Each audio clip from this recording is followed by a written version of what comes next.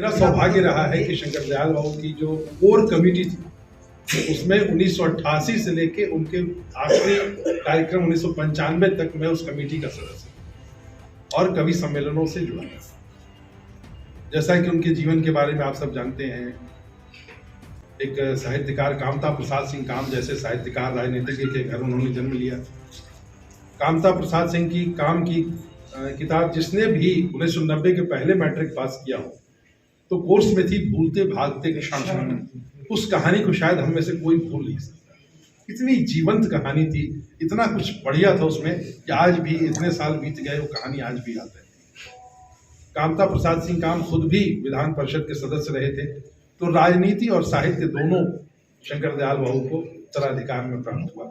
उन्होंने अपनी पुस्तक लिखी है, अभी मैं संजीव जी विस्तार से बता रहे थे, राजनीति की धूप और साहित्य की छांव। उन्होंने कहा है कि मैं दोनों जगहों का प्राणी हूं। जब राजनीति की धूप सताती है, ज्यादा गर्म लगने लगती है, तो छांव में सुस्ताने के लिए साहित्य की ओर चला जाता हूं। और पूरी जिंदगी उन्होंने ऐसे ही किया। मात्र 33 साल की उम्र में वो चतरा से सांसद बनते हैं। न केवल सांसद बनते हैं, उस वक्त ऑल इंडिया कांग्रेस कमेटी की कार्य समिति के मेंबर बनते हैं और जो टिकट वितरण की व्यवस्था थी उसके सर्वोच्च पदाधिकारी थे वो कांग्रेस कमेटी में। उस समय की राजनीति जानने वाले जानते होंगे कि कांग्रेस की वर्किंग कमेटी का मेंबर होना भारत सरकार के कैबिनेट मंत्री से बड़ा पद माना जाता था, ज्यादा रसूखदार पद माना जाता था। और जब लोकतंत्र पे हमला उनको महसूस हुआ तो उन्होंने एक झटके में सब कुछ छोड़ दिया और इमरजेंसी क्या सच क्या झूठ किताब लिख करके सामने आ गए। सबसे पहले लड़ाई में शामिल नजर आ रहे थे। जिन लोगों ने इमरजेंसी में विरोध भी नहीं किया वो बाद में फायदा उठाने वापस सत्ता की ओर मुड़ गए, लेकिन शंकर दयाल बाबू ने जिस जगह को छोड़ा वहां दोबारा कभी नहीं गए।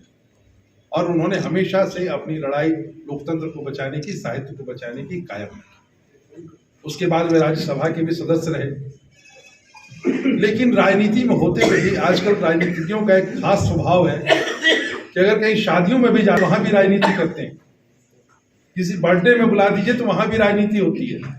लेकिन शंकर दयाल बाबू के बारे में मुझे याद है, नवंबर महीने में लालू प्रसाद यादव जी मुख्यमंत्री थे और उनके निमंत्रण पर व्यक्तिगत यात्रा के तौर पर लालू प्रसाद जी आए थे और उसी वक्त अनंतपुरा रोड का निर्माण हुआ था और मैं उस टीम के साथ था। पूरे यात्रा में एक वाक्य भी राजनीतिक चर्चा न शंकर दयाल बाबू ने की न लालू प्रसाद यादव ने की।